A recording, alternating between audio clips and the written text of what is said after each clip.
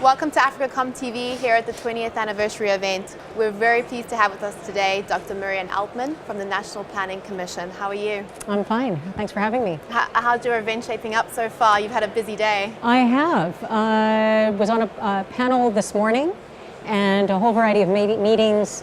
SES also has an industry event the day before you start, and that was really awesome. I was there last year and again this year.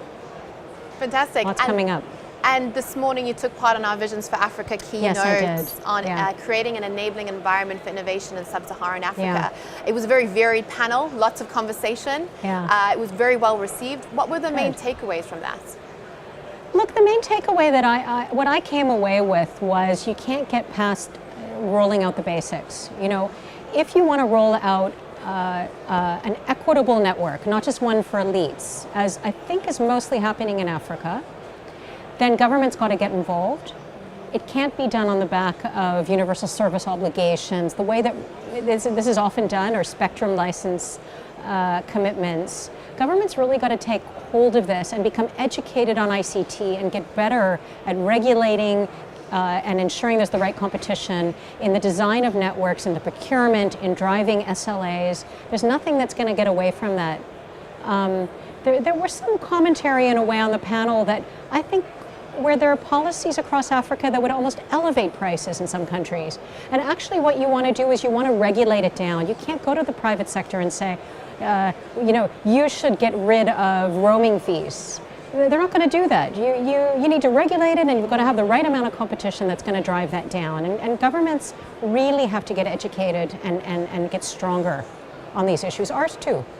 For sure. Yeah. Well, let's move on and have a chat about the National Planning Commission. Okay. So it's your second stint now as Commissioner. Yes. For the uninitiated, for people who aren't South African maybe, or even from Africa, what is the NPC, the background, the ethos, what is the kind of work that you do there? So the National Planning Commission is an office that's sitting in the presidency. It's a very unusual body. We are an independent advisory body that is chaired by the Minister of Planning. So of course he's in part of cabinet. It's a very unusual configuration, many ideologies, many capabilities. We work on everything from community safety to, I'm one of the economists, so infrastructure, how we get back on a growth track, education, we deal with the gamut of policy issues. We're there to be charting the long run. We're not worried about the immediate politics that we're facing. We're always thinking, in a country like this, or anywhere in Africa or developing country, you're trying to chart structural change. And structural change requires big institutional decisions, resource allocations. You have to be able to see beyond your day-to-day to what you want to be. So the Planning Commission is set up to enable us to create a vision and a pathway to that. Not to design the detail of it, but to create the right framework, the right targets, the right governance approach, so that players can see, are encouraged and incentivized to think beyond where they are today. So we wrote the National Development Plan for the country. Now we're very focused on trying to drive the behaviors that will get delivery done. Again, we don't do delivery. We think about the incentive structure, the governance, the targets, the behaviors that get the result. Wonderful. And you've got a very, very busy week ahead of you, taking part in many different tracks and streams and sessions. I want to pick out just a couple of them right now. So you're going to be looking at digital education in the digital classroom session this week. It's something completely new, something we've never done before. We're using VR technology. What can delegates expect, and when should they come along to join in? So the session's at 12 o'clock on Thursday. I'm not sure what room. I think it's somewhere upstairs. It's in the Connecting Africa stream, I think, just 2 levels up from the main hall. It's going to be a really awesome session. I'm advisor to the CEO of a company called Extra Marks, which is located in India. They have a presence globally, but in India they serve maybe 8 or 9 million kids already, which in ed tech is a lot.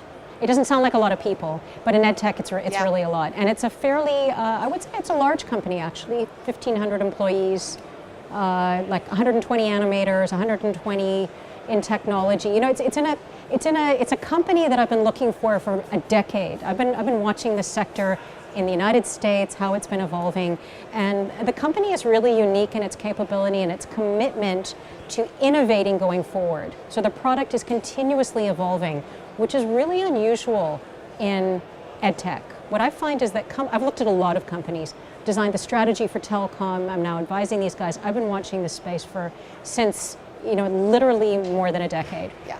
So what I wanted to do on what we're going to do on Thursday is we're setting up one example, not the only example, but one example of an immersive classroom experience. So what the participants will do, the people who come, we're going to have 20 spaces. So if people want to come and they want to be in the game, then they should get there on time or let me know in advance.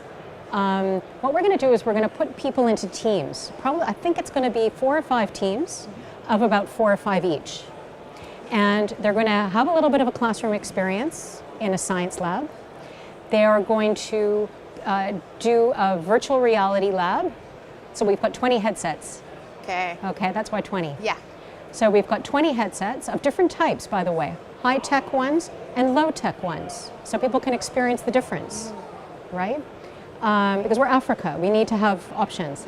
So we're going to do a virtual reality lab. We're going to do a science experiment. Then people are doing it on their own, of course. Wonderful. Then they're going to come together, and we have I think it's 5 tablets, so 5 teams, I guess. And the groups will come together in teamwork to then answer the science questions. The teams will compete to answer high school chemistry questions, and I used to be a very good chemistry student. I can't answer them, so it's not so easy. It's going to be competitive, yeah. Maybe they should prep beforehand. Yeah, no, you won't be able to, but you'll have everything you need to know. Okay. And we want to show how people fall then into teamwork, how these technologies come together, and then how it then goes into the diagnostics where you get the feedback, how fast were you correct, and then the winning team gets a prize. Right. Everybody in the winning team. A surprise prize. We can't reveal what it'll be. No. Okay. But it's good. Fantastic. It's good. Awesome. And it's going to be a lot of fun. Mm-hmm. So the issue was not to talk about it. It was to experience a proper experience. You could do this in a mud school. Mm-hmm. If you can get solar power, you could actually do this now. And the point that we're making is you don't need an electronic board necessarily. You can mix and match equipment. You should start thinking about the handsets that you have. And people say, well, yeah, we can't do this because, we don't have the right infrastructure. Well, so use what you have. Yes. Move from there. That's how we're going to start moving forward, and that's kind of what we want to demonstrate. Well, can I be one of those 20? Yeah, you should come. Great, I'm going to put my space now. Thanks so much, Miriam. I just want to end with one final question. So we're celebrating 20 years of tech and telecommunications development at AfricaCom this year. What are your hopes and aspirations for the next 20? I think this is a great next decade for Africa. I think the way technology is going is more asset light than it was.